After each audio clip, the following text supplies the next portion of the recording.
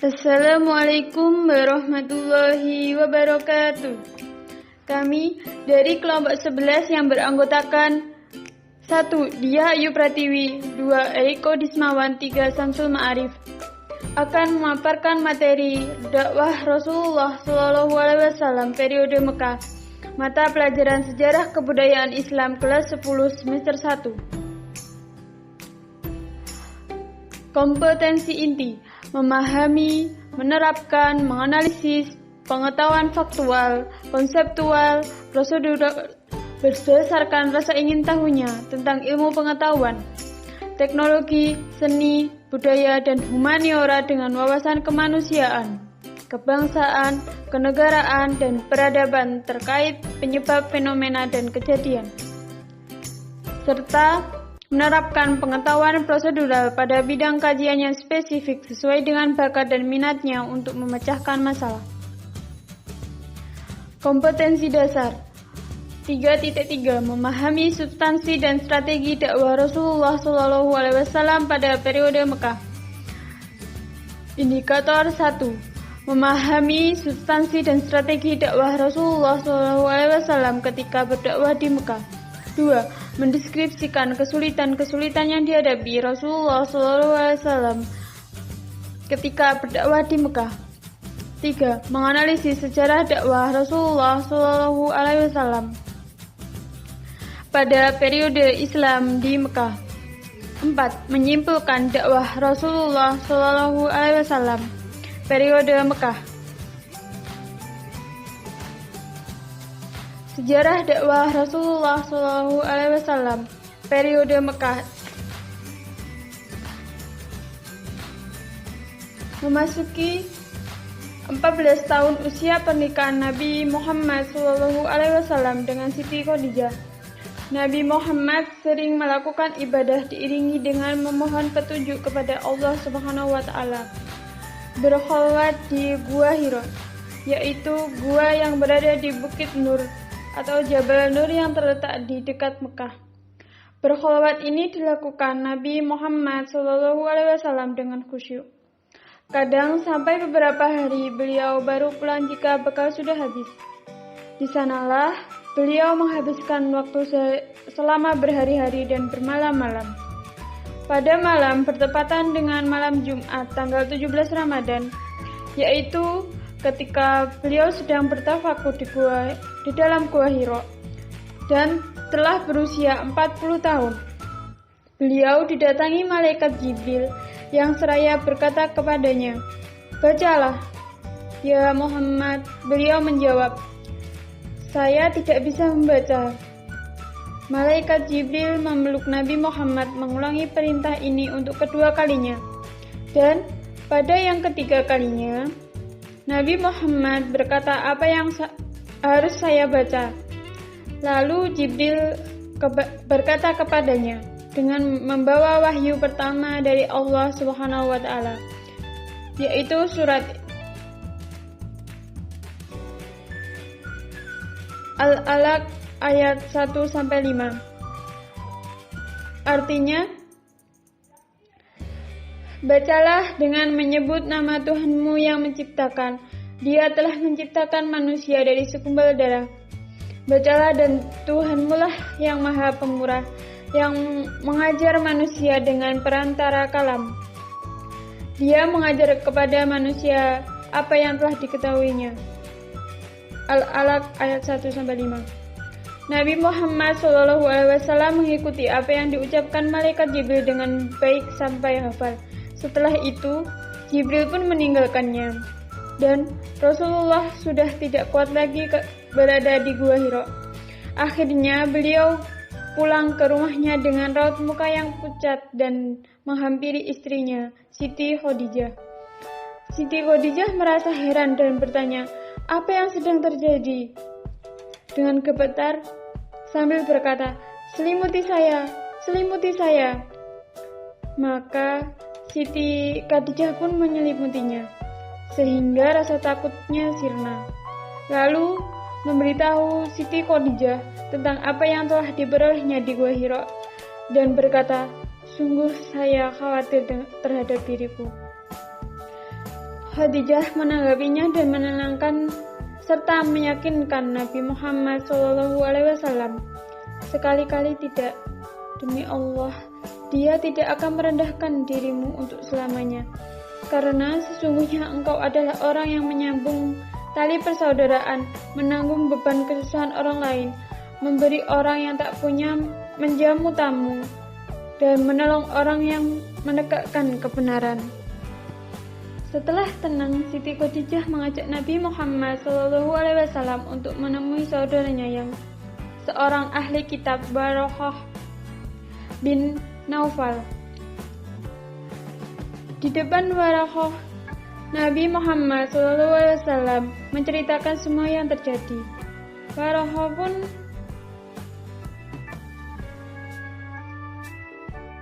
dengan penuh perhatian mendengarkan cerita yang disampaikan Nabi Muhammad. Kemudian Waraqah membuka kitab Taurat dan Injil serta berkata, "Demi Tuhan, yang datang itu adalah malaikat Jibril yang pernah datang pada Nabi Musa. Baiklah menjaga diri. Tabahkan hatimu, wahai Muhammad. Kelak engkau akan diangkat menjadi Rasul. Jangan takut, tapi gembiralah menerima wahyu itu." Setelah Nabi Muhammad SAW mendapat wahyu yang pertama dari Allah SWT dan juga telah mendapatkan nasihat dari Waraqah bin Naufal, beberapa malam Nabi Muhammad SAW telah siap menerima wahyu kembali, tetapi wahyu tersebut tidak kunjung datang. Baru pada malam ke-40, wahyu kedua pun turun. Waktu itu Nabi sedang berjalan-jalan ke suatu tempat. Tiba-tiba mendengar suara, "Ya Muhammad, engkau benar utusan Allah." Nabi merasa takut mendengar suara itu. Beliau segera kembali ke rumah menyuruh istrinya Siti Khadijah menyelimuti. Suara tadi terdengar lagi dengan jelas dan semakin dekat. Jibril mendatanginya sambil duduk di atas kursi atas antara bumi dan langit. Lalu turunlah ayat surat Al-Mudaththir ayat 1-5. Artinya, "Hai orang-orang yang berkemul atau berselimut, bangunlah, lalu berilah peringatan.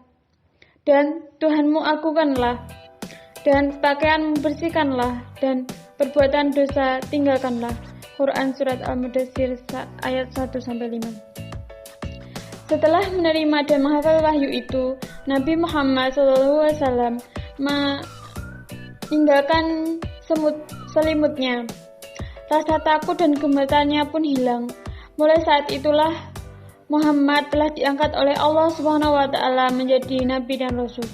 Tugas baru telah datang, yaitu menyebarkan agama Islam kepada seluruh umat manusia.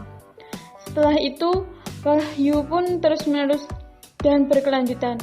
Kepada pamannya Abu Thalib, Nabi Muhammad SAW berkeinginan untuk menyampaikan wahyu tersebut, tetapi beliau takut kalau kurang mendapat sambutan. Nabi memulai dakwahnya yang terbagi ke dalam dua fase. Fase pertama secara sembunyi-sembunyi atau siriyah. Pada fase ini, Nabi Muhammad SAW menyeru keluarga dan sahabat dekatnya, Siti Khadijah, masuk Islam dan bersaksi atas keesaan Allah dan kenabian suaminya yang mulia, sehingga ia adalah orang yang pertama kali masuk Islam. Kemudian, sebagai balas budi paman Abu Thalib, pada Abu Thalib, Nabi memilih Ali untuk dididik dan ditanggung nafkahnya.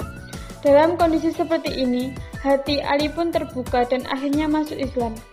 Setelah itu barulah Zaid bin Harithah, seorang budak yang telah dimerdekakan oleh Siti Khadijah, menyusul masuk Islam. Rasulullah juga bercerita kepada teman akrabnya Abu Bakar.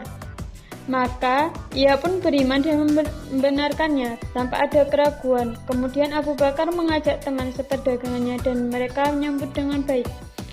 Di antara mereka yang kemudian masuk Islam adalah Utsman bin Affan, Zubair bin Awan, Sa'ad bin Abi Waqqas, Thalhah bin Ubaidillah, Abdurrahman bin Auf, Abu Ubaidah bin Jarrah, dan Al-Arham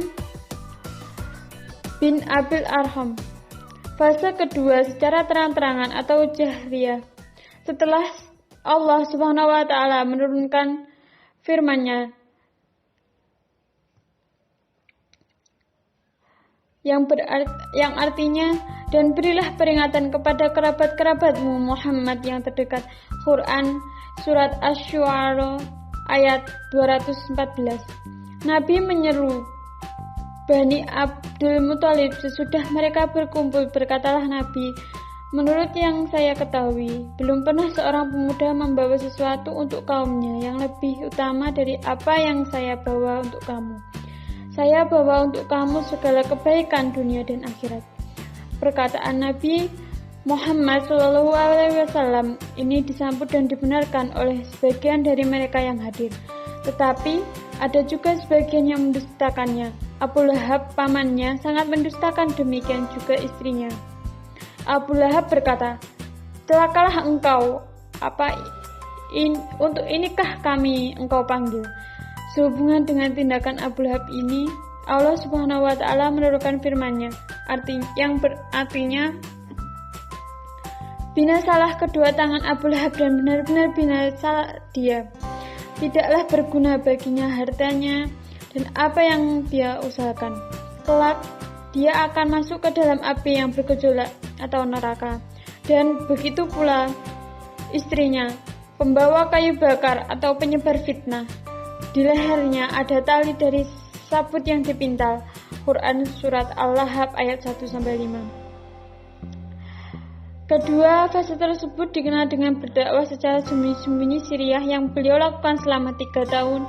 Dikatakan secara sembunyi-sembunyi di sini, mengingat tempat para sahabat, pengikutnya, dan orang-orang yang mereka ajak masuk Islam tersebut bersifat sangat rahasia. Ketika itu, Nabi Muhammad SAW mendapat pengikut sekitar 30 orang. Mereka mendapat sebutan As-Sabiqunal Awwalun, artinya orang yang pertama kali masuk Islam. Sudah banyak yang beriman kepada Rasulullah SAW, namun mereka masih menyembunyikan keislaman mereka. Karena jika satu saja urusan mereka terungkap, maka ia akan menghadapi berbagai siksaan keras dari kaum kafir Quraisy hingga ia murtad atau keluar dari agama Islam. Dakwah secara terang-terangan. Pada suatu hari Rasulullah berdiri di atas bukit Safa memanggil suku Quraisy hingga orang-orang pun mengerumuninya. Di antara mereka terdapat pamannya Abu Lahab, seorang tokoh Quraisy yang paling memusuhi Allah dan Rasul-Nya.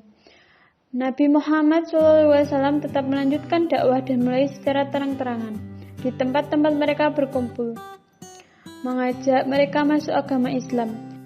Sementara itu, penyiksaan orang-orang kafir terhadap kaum muslimin, yakni dengan menghalangi hamba sahaya dan orang-orang lemah. Dari serangkaian siksaan yang mendera kaum muslimin ini, Rasulullah SAW melarang kaum muslimin mengumumkan keislaman mereka, sebagaimana yang beliau lakukan ketika berkumpul dengan cara diam-diam.